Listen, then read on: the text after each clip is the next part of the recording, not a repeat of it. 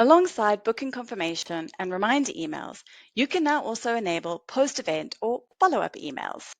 I'm Danny, the Customer Experience Manager, and I'm excited to walk you through this great new feature. So let's dive in and see how it works.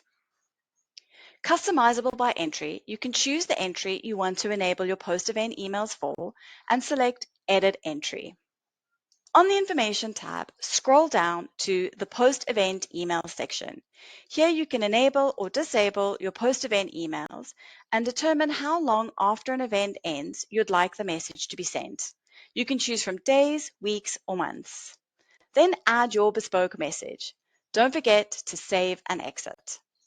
Once set up, bookers will automatically be presented with the consent question. You'll see this in the breadcrumbs here, and they can opt in or opt out of receiving the follow-up email. An important note is that if you're an admin manually adding a booking for a customer, you won't be presented with this question, as only the attendee can give consent for the post-event emails. So any customer who has given their consent will receive the post-event email at the scheduled time, whether you've marked them attended or not. So you may want to consider cancelling any tickets for customers who did not land up attending your event if you don't want them to receive the post-event email message.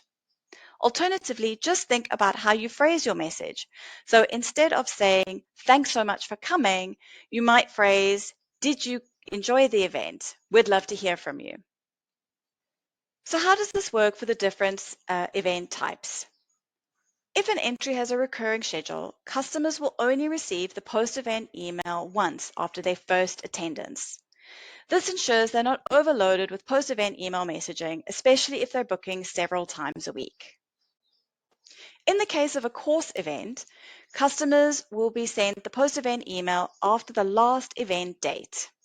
This is particularly important to remember if you run the same course multiple times. It's a good practice not to keep adding course dates to an existing entry, but rather use the duplicate entry function to create a brand new standalone entry with new dates. This ensures any new bookers will receive the post-event email when the course ends. Customers can update their email preferences via the customer portal or via the link in their booking confirmation and reminder emails. They can go to their profile and account details and then email preferences. Here they can revoke consent or re-enable consent as they need to. All team members except for leaders can revoke customer consent. Go to the Customer tab, find the customer you're looking for, and go to the Consent tab of their customer profile. Here you can see any consent questions and revoke the permissions. You can also see the consent history.